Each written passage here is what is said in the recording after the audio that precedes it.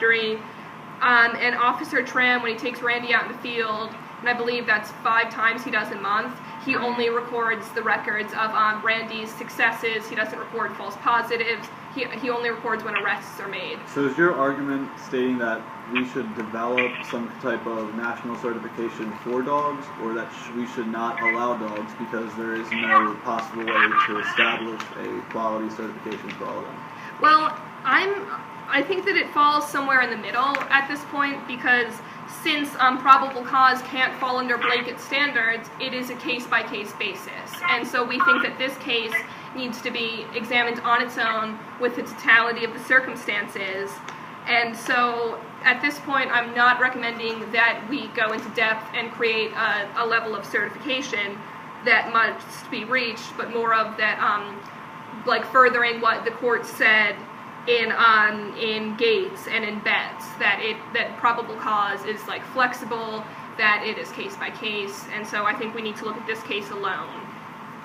So we couldn't set up any standards. We'd have to look at every case by case. The Supreme Court would have to look at every case by case in order to determine whether or not a specific dog had probable cause to search a vehicle. I think that this would set a standard that would make it so that it wouldn't necessarily have to go up to the Supreme Court always. It would be it's not going well. It would be a case-by-case analysis, because probable cause cannot be defined by a blanket set of rules. The circumstances change each time, and doesn't that seem like a huge waste? Because I would assume that like these dogs, there are a lot of them, and they take place a lot. So wouldn't that be a huge waste in like judicial resources, just adding to an already troubled legal system? Not all of these cases would be appealed up to the Supreme Court. You're correct. That would be unreasonable to expect.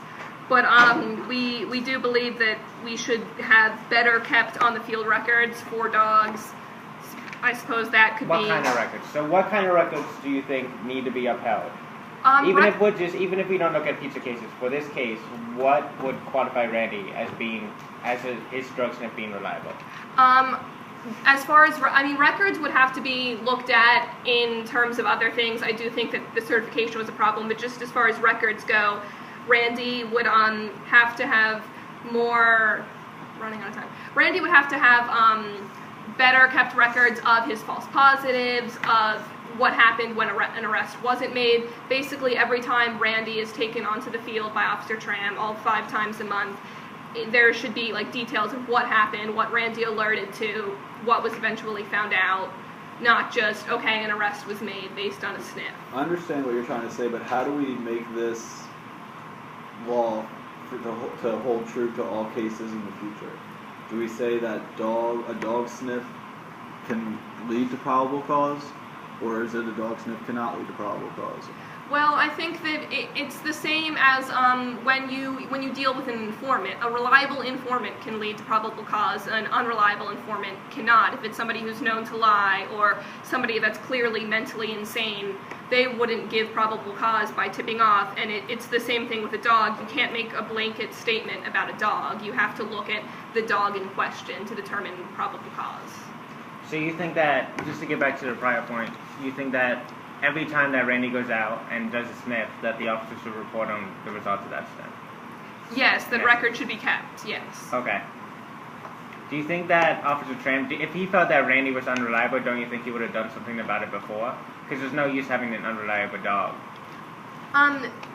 Yes, Your Honor, I do see where you're coming from with that, but at the same time, obviously police officers are expected to do their job and to obtain results, and we can't just assume that every single police officer will be always not pushing their dog, or not trying to look for results, not trying to help their career out by using their dog. Can you explain that more? Do you understand my question? I do understand your question. Obviously the police department wants their technology or their dogs, anything that they use, they want them to be reliable. They wouldn't want to be wasting resources.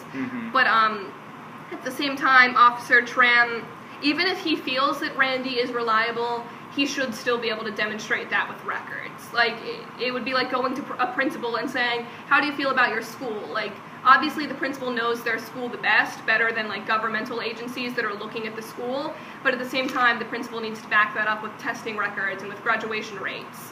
You can't just say, I feel good about my school. I want I expect every police officer should feel good about their canine unit if they're using them.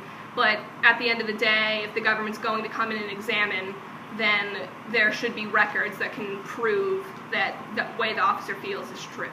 Okay, so just to clarify, you think they should put in the extra effort to document the dog, just to ensure, I guess, to the defendant that it is a reliable dog? Yes, and the burden of the proof is on the state there. Okay. If there are no other questions, I would like to go to my co-counsel.